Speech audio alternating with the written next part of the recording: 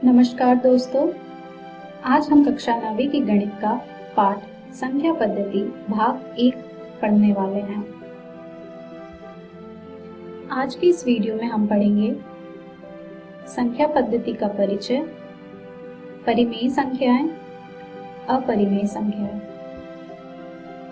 संख्या पद्धति के बारे में जानने से पहले हम सबसे पहले जानेंगे संख्या रेखा के बारे में। संख्या रेखा एक ऐसी रेखा है जिस पर हम संख्या को निरूपित करते हैं, जहां मध्य में शून्य होता है। जब आप शून्य की दाईं ओर जाएंगे तो आपको मिलेंगे धनात्मक संख्या। जब आप शून्य के बाईं ओर जाएंगे तो आपको मिलेंगे ऋणात्मक संख्या। अब हम बढ़ते हैं संख्याओं का वर्गीकरण की तरफ। संख्या अनेक प्रकार की होती है, इसलिए हमने उसे अलग अलग वर्ग में विभाजित किया है। सबसे पहले आते हैं प्राकृत संख्याएं, फिर पूर्ण संख्याएं, फिर पूर्णांक, फिर परिमेय संख्याएं और फिर अपरिमेय संख्याएं। आइए जानते हैं प्राकृत संख्याओं के बारे में। गणन संख्याएं को हम प्राकृत संख्याएं कहते हैं।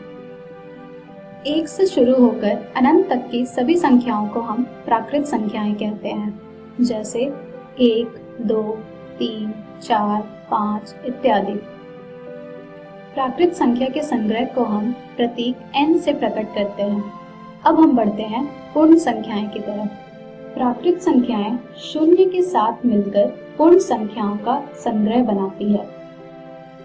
शून्य से शुरू होकर अनंत तक की सभी संख्याओं को हम पूर्ण संख्याएं कहते हैं, जैसे 0, 1, 2, 3, 4, 5 इत्यादि। ये सभी पूर्ण संख्याएं में आते हैं।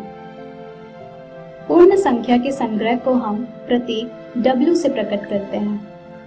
प्राकृत संख्याएं और पूर्ण संख्याएं के बारे में जानने के बाद हम यह कह सकते हैं कि सभी प्राकृत संख्याएं पूर्ण संख्याएं होती हैं।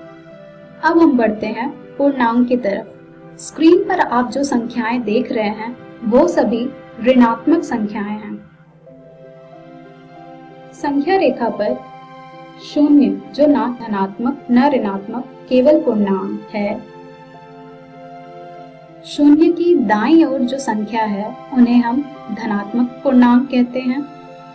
शून्य की बाईं ओर जो संख्याएं हैं उन्हें हम ऋणात्मक पूर्णांक कहते हैं।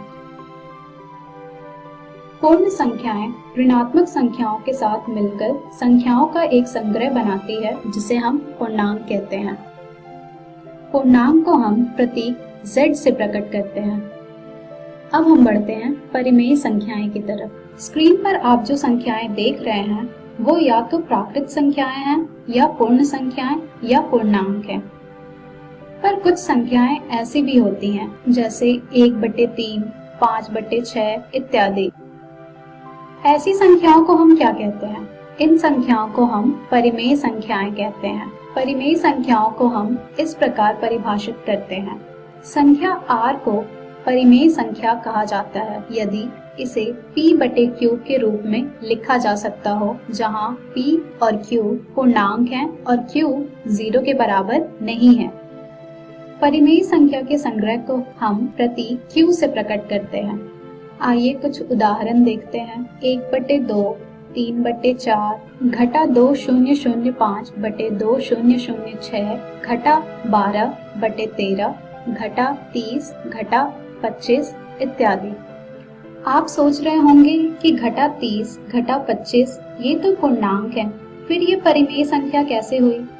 आइए जानते हैं कैसे। हमने एक संख्या ली घटा 25। घटा 25 को हम घटा 25/1 भी लिख सकते हैं, जहां घटा 25 हमारा p होगा और 1 हमारा q। और आप देख सकते हैं कि q हमारा 0 के बराबर नहीं है। इससे हम यह कह सकते हैं कि सभी पूर्णांक परिमेय संख्या होती है। चलिए अब हम 2 और 3 के बीच की 5 परिमेय संख्याएं को ज्ञात करते हैं। आइए संख्या रेखा पर देखते हैं कि 2 और 3 कहाँ हैं। यहाँ है 2 और 3 और आप देख सकते हैं कि 2 और 3 के बीच में अनेक संख्याएं होंगी। 2 और 3 की परिमेय संख्या को ज्ञात करने के लिए हम 2 और 3 को जोड़ते हैं और फिर उसे 2 से भाग दे देते हैं, यानी 2 जोड़ 3 बटे 2 जो कि आएगा हमारा 5 बटे 2 जो हो जाएगा 2.5 जो संख्या रेखा पर यहाँ पर स्थित होगा। इसी प्रक्रिया में हम 2 और 3 के बीच 4 और परिमेय संख्याएं ज्ञात कर सकते हैं, जैसे 2 जोड़ 2.5 बटे 2 जो कि हो जाएगा हमारा 4.5 बटे 2 जो कि होगा 2.25 जो कि संख्या रेखा पर यहाँ होगा। इसी प्रक्रिया में हम 2.5 और 3 को जोड़कर 2 से भाग दे देंगे जो कि आएगा हमारा 2.75 जो कि संख्या रेखा पर यहाँ होगा। फिर हम 2 और 2.25 को जोड़कर 2 से भाग देने के बाद हमारी संख्या आएगी 2.125 जो कि संख्या रेखा पर यहाँ होगी। अब हम 2.75 और 3 को जोड़कर 2 से भाग देने के बाद एक परिमेय संख्या को ज्ञात करेंगे जो कि आएगा हमारा 2.875 जो कि संख्या रेखा पर यहाँ होगा। इससे हमने यह अनुभव किया कि किन्हीं दो दी हुई परिमेय संख्याओं के बीच अपरिमित रूप से अनेक परिमेय संख्याएं होती हैं। अब हम बढ़ते हैं अपरिमेय संख्याएं की तरफ। अपरिमेय संख्याएं की परिभाषा कुछ इस प्रकार है। संख्या r को अपरिमेय संख्या कहा जाता है यदि इसे p बटे q के रूप में ना लिखा जा सकता हो, जहां p और q पूर्णांक है और q 0 के बराबर नहीं है। आइए कुछ उदाहरण देखते हैं। वर्गमूल 2, वर्गमूल 3, वर्गमूल 15, पाई 0.1011 और ये चलता जाएगा अनंत तक इत्यादि। अब हम संख्या रेखा पर वर्गमूल 2 का स्थान निर्धारण करेंगे।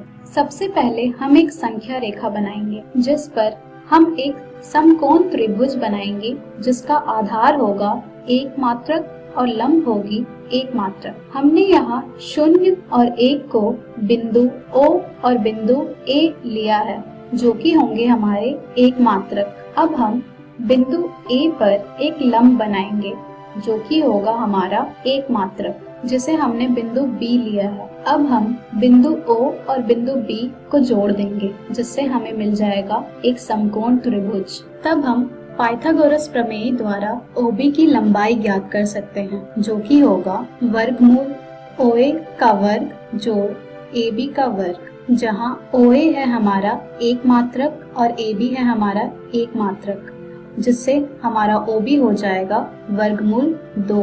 अभी आपने देखा कि OB वर्गमूल 2 है। अब हम एक प्रकार की सहायता से O को केंद्र और OB को त्रिज्या मानकर एक चाप R खींचेंगे जो कि संख्या रेखा को काटता हो बिंदु D पर। तब बिंदु D संख्या रेखा पर वर्गमूल 2 के संगत होगा।